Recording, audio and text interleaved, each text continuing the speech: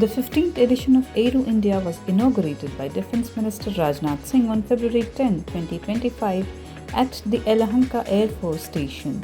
The 5-day event began with an impressive flypast featuring various aircraft.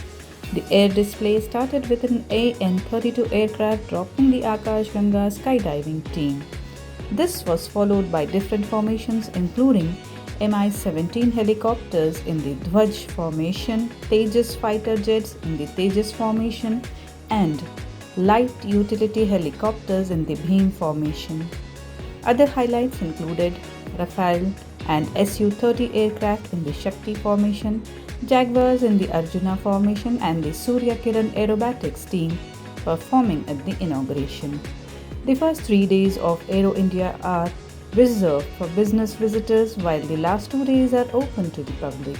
The event features a Defence Ministers Conclave, a CEO's roundtable, an iDEX startup event, aerial displays, and a large exhibition showcasing aerospace companies.